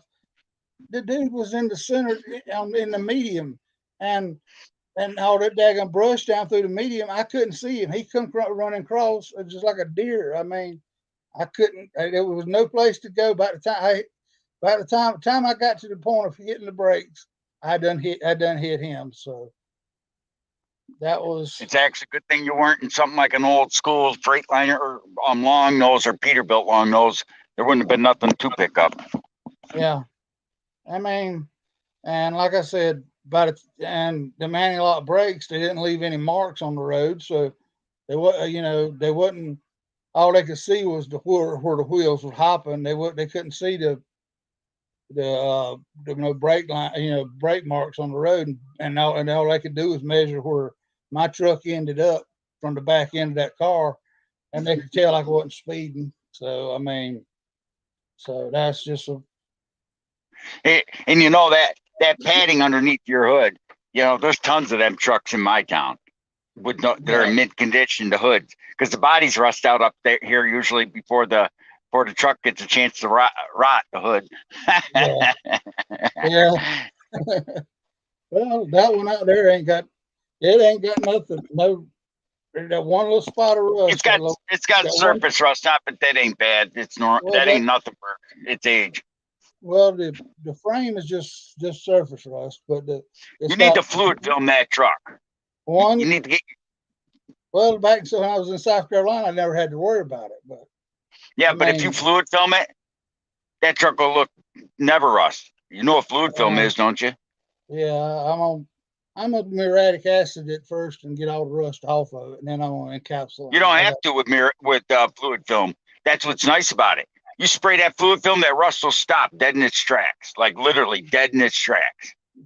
Well, this rust here come off. Most all that rust to come off with a little wire brush. So I'm gonna put. Oh yeah, but the problem is there's rust inside the frame. I mean, yeah, but I got some of that. Like I said, I got that. There ain't nothing on it scaly. So I got the. Oh, I know what you're saying. I just thought I wouldn't even bother trying to take it all off. Yeah, I'm just gonna have my acid wash it, and when I get it, when I acid wash it, then I'm gonna put some, the etching primer and all that stuff in it. And I'm gonna paint them frame and all good on it.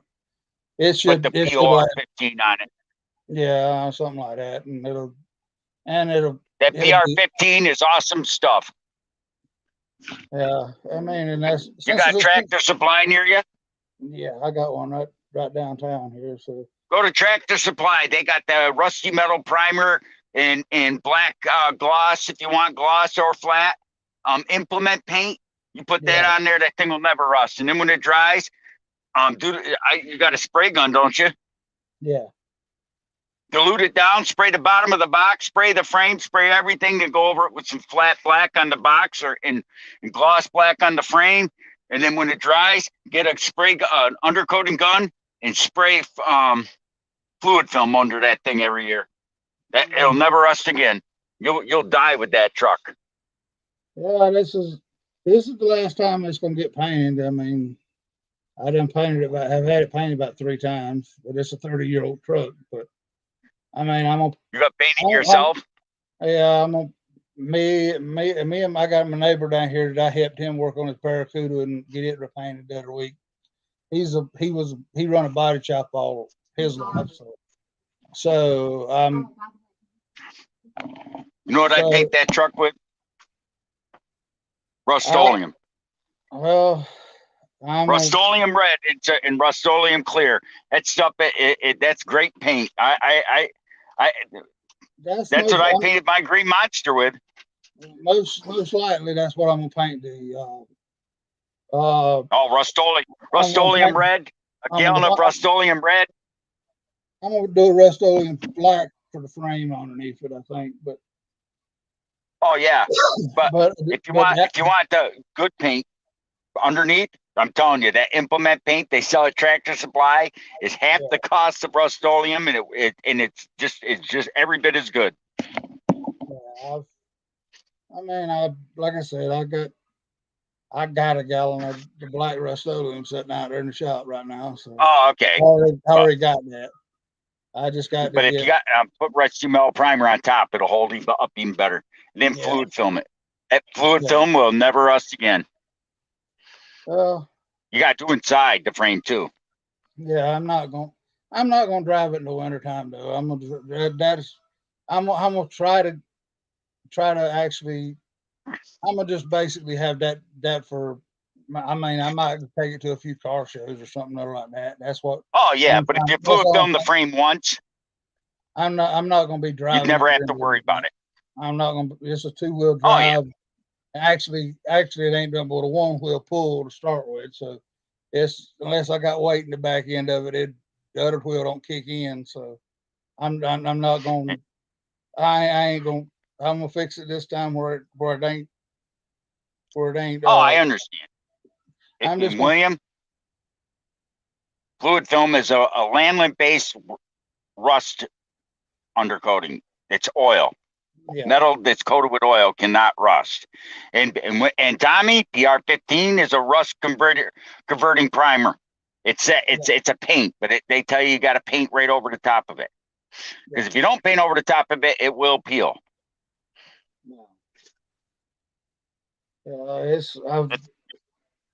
But I mean the only reason that cab corner rusted out was because my brother drove it one time and he hit something right there in that cab corner, and I bondoed it up, and I know that's been 20 years ago, so that bondo's held up good on it. I mean, but I'm gonna cut it out this time and weld in a new cab corner, put it. Yeah, you can weld or glue one in. Yeah, and then there's that little 3-inch little spot on the rocker panel down there, and I mean it's solid on both sides of it. I took my peck hammer and pecked around on it, and it's all solid except for that one little spot right there. And so I'm gonna put a little. And hell, your dash, I could get your dash out of a junkyard up here. There's so many of them damn trucks up here. It's pathetic. Yeah, but the thing about it is they so dry rotted now. They're so not up here. They ain't. Not up here. I've seen thousands of them things. That same dash I used in the truck in the Suburban. There's thousands of them up here that aren't bad. Hey, Motor. Yeah, I mean, I know they finally come out with them in the repro thing stuff now, the reproduction stuff, and oh yeah, repop is just you can get them. You can get one for like $600 and now. So what, I mean, the dash. Yeah, whole dash. So, like I said, I get one out of a junkyard. I could send you pictures. There's tons of them up here, right out of a Suburban, even. Yeah, but they're so the plastic so sun beat that they'll crack. They crack so easy that that's why I'm thinking about repro. I mean, I found dashes around here. They're wanting about $600 for them, but by the you take a daggum chance of cracking when you go to pull it out of another truck. So I'm just gonna go ahead and get one that's got fresh plastics, and then it won't be so then I can keep the armor all down good. That was the very first new vehicle I ever bought. So that one there's got a place to live till I'm gone anyway. So that old truck does. So, but like I said, I'm just gonna fix it up to drive on clear days, or if I want to go to a car show or something, I might stick it in there, might not. But that's kind of what I'm gonna be.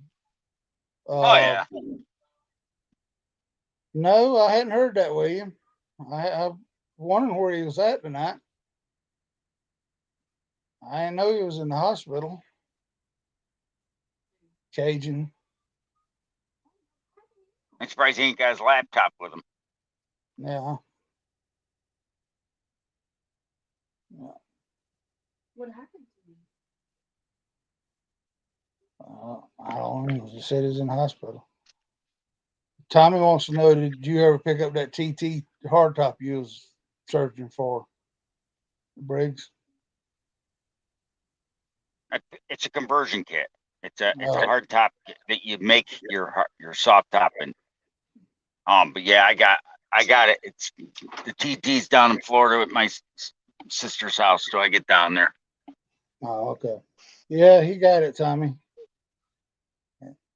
William, I hate to say it, but I think I either got gallbladder problems or my pancreas is messed up too. So I'm sitting here with my side hurting me so bad right now I can't stand it.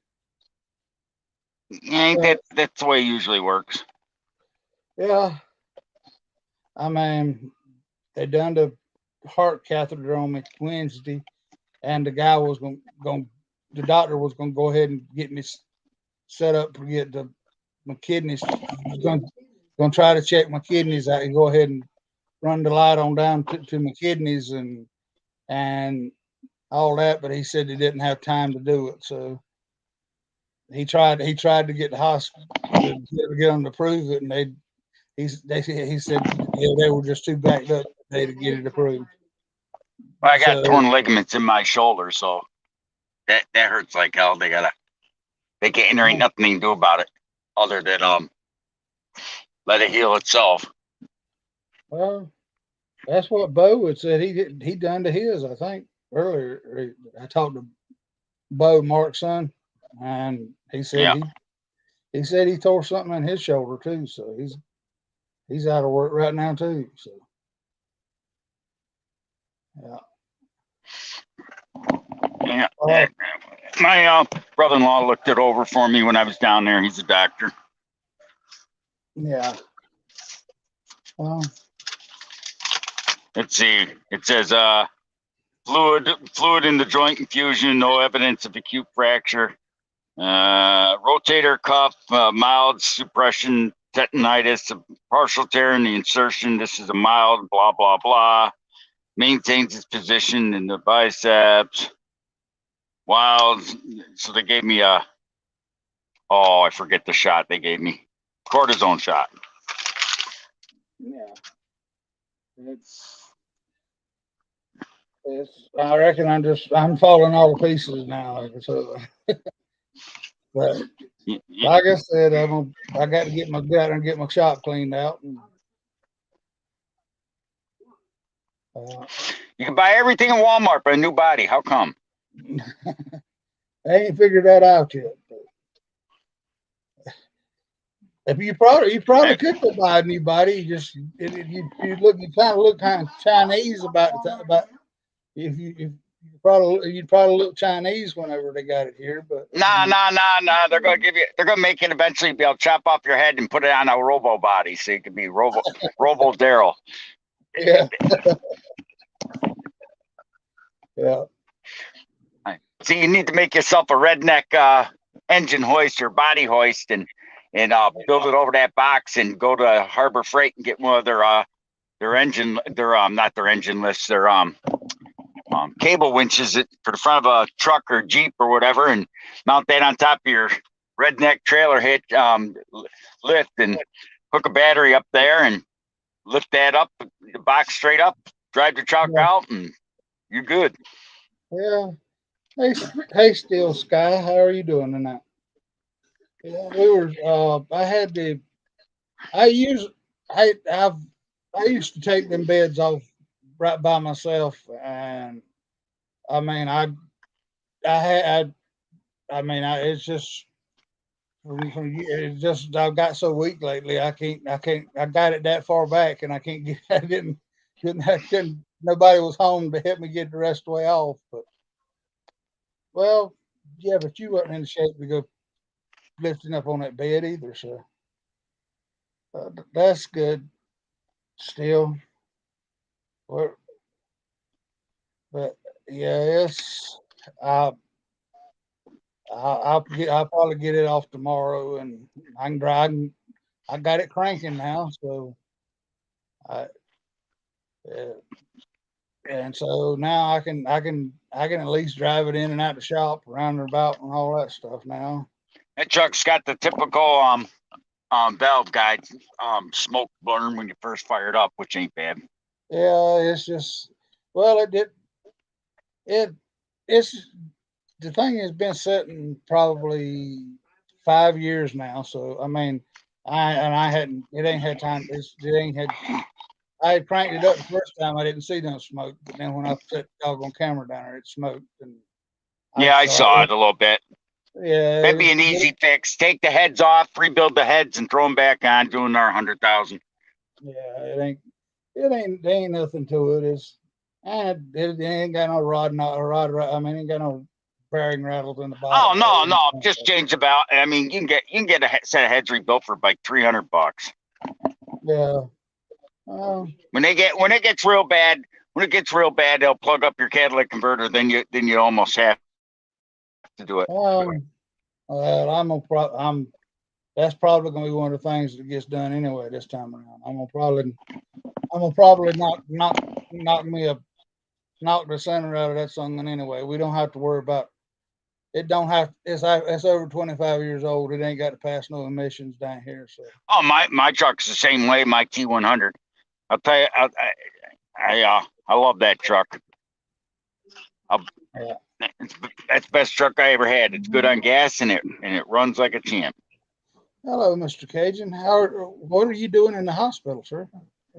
Oh, y'all breaking up. I think it's the Wi-Fi in the hospital that's bad. Last year Yeah. it didn't do that. Well, how are you getting along? William had just told us you was in the hospital, so I How are you can't doing? hear you.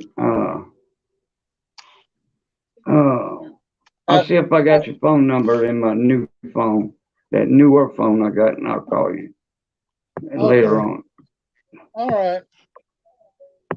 Well, I mean, We can hear him. yeah, William had just told us you was in the hospital, so Oh I boy, didn't. y'all. Oh, well, He sounds yeah, like I don't want to be mean, but he sounded like crap. yeah, He didn't sound good at all. That sucks. yeah.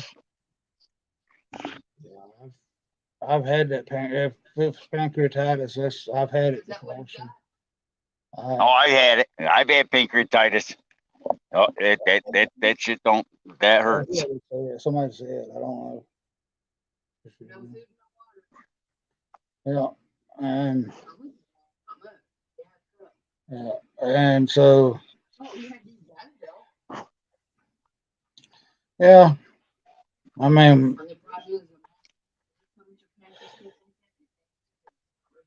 yeah, I had it.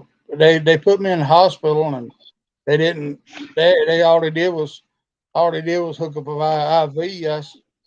And I sat there sat there overnight, and the next day I sat around all day and asked them, well, what are they going to do any X-rays or are they going to do anything? And then they said, no, all you can do is wait it out. I said, well, and if that's the case, then if that's the case, then I just get me out of here then, because I mean I can go home and not eat. I mean so. Oh, okay. Yeah, I had that pancreatitis once.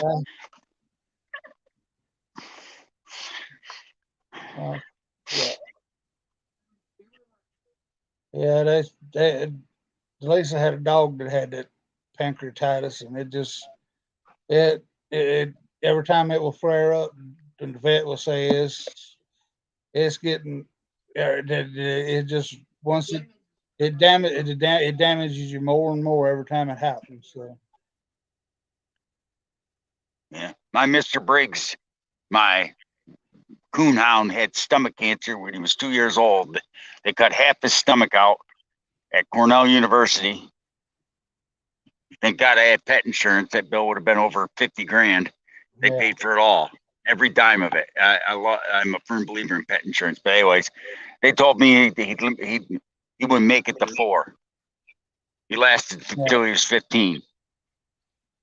Well, this dog had all kinds of problems. She had problems with her eyes and cancer, or skin cancer, and all that stuff. And she made it over 15 years herself. So. Mr. Briggs was weird the way he went. He was fine for forever. I mean, he didn't act sick or nothing. One day he stopped eating, wouldn't eat. I tried everything. I even bought his favorite. I even dug out one of his favorite meals: deer heart and deer liver. Cut them up, but I've never seen a dog refuse deer venison. Put it down. He looked at me and walked away. And I couldn't eat. And I knew something was wrong. And took him to the vet. vet said wait 3 or 4 days. Took him back 3 or 4 days later. They said the stomach cancer's back, and you know, and they said that they wanted to operate again. And I said, I've had him 15 years here. I lived 13 more years than you said. I said, I had to put him down. I said, I'm not putting him through that. You know, because they gave me a 75-25, you know, basically 75% chance he'd die on the table when they cut him open again. And they said, I said, before you do it, they convinced me before they do to do blood samples, x-rays and all that crap. They x-rayed him, did blood samples, and came back an hour later and said, you want to say goodbye now, or do you want us to just put him down and take care of him? I said, no, I want to take his body home, and no, you're not putting him down without me there. And they said it's all the way through him. It went to his kidneys, everything. He's done. That was about the way Jezebel was. She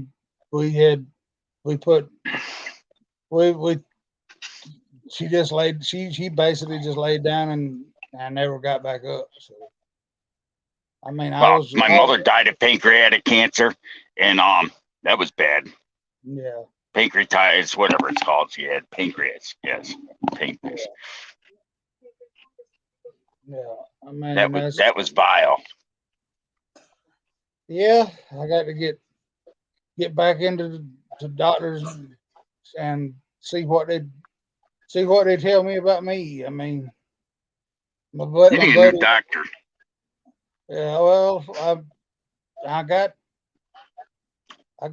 2 heart doctors. I got a regular doctor and all that stuff. All right. Can you hear us now, Casey? Take your phone over. Oh, wait, baby, wait. They can see your face. Can you hear us now? Can you hear us now, Casey? Okay. Now, Missy jumped off, so Yeah. I don't have nothing taking the Wi-Fi from me in this room anyway. Yeah. See if I can hear y'all. How are you? Knock. How are you doing, Cajun? Can you hear me now? Hey. Can you hear me, Missy? Hey, Missy. Oh yeah, I'm gonna have to jump out and just get in the comments. Yeah. Oh yeah, bad. Okay. Well, hopefully I get to talk. I'll talk with you in a little bit on occasion. I'm just gonna try to make it. I'm at an hour and 57 seconds. So if I can get 2 hours, and then I'm gonna just get off of here anyway. But I guess I'll call in or call if I find Cajun's phone number and. Yeah, he sounds like crap. Hopefully he'll get better. Yeah.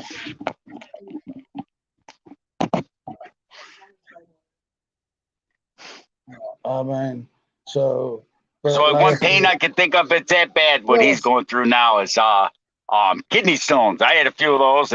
Those are always wake you up. Yeah, that's some of the stuff that I got to get checked out. I don't know whether it's my kidneys or gallbladder or liver and and pancreatitis. I don't know. But yeah, I mean, hopefully it's all the above. Those both are bad. Kidney stones is another one. Like I said, kidney stones, that and a toothache. There's not. Oh man, I know a woman that actually said toothache is worse than giving birth. I said, well, you would know. I don't think I'm giving birth anytime soon. She says it is. She said I'd rather give birth than have kidneys than have a toothache. Those are the kidney stone and gallbladder or pancreatitis or any of them. They're brutal. Yeah. Yeah, William, we got his phone number. Delisa's got his phone number. We can call him whenever, right after we get off of here. So, I mean, I'm just gonna call and see what's going on.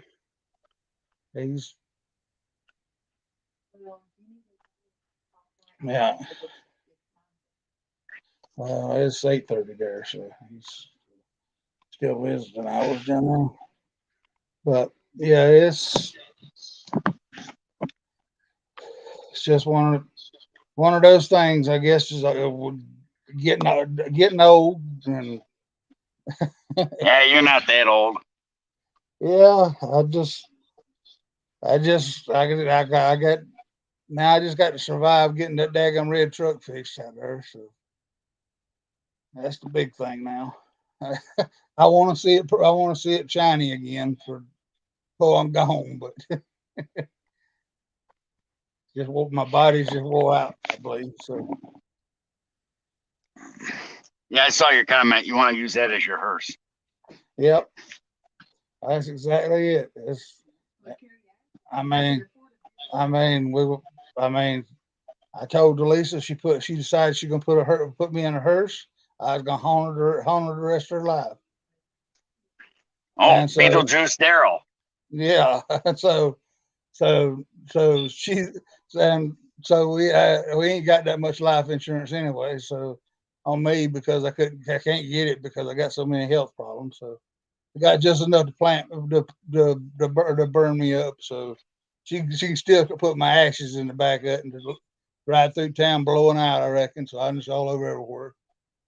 Well, hey, she could bury you in your own truck. She put you behind the steering wheel and and put a pair of shades on you and put a big fat cigar in your mouth and a beer in your hand, and first time you can drink and drive and have fun. And Yep. Well, let me get off of here, Briggs. I appreciate everybody coming by, and hope everybody has a great weekend. I think Mark will probably have a stream tomorrow night at 7, and Hullaberry it'll be on it on Sunday night at 7. So see y'all there, and I'm gonna get off of here, and I'm gonna try to call Cajun and find out what's going on. We'll talk with y'all later. fun. Good night, everybody. Yeah, I'll talk to you a little later.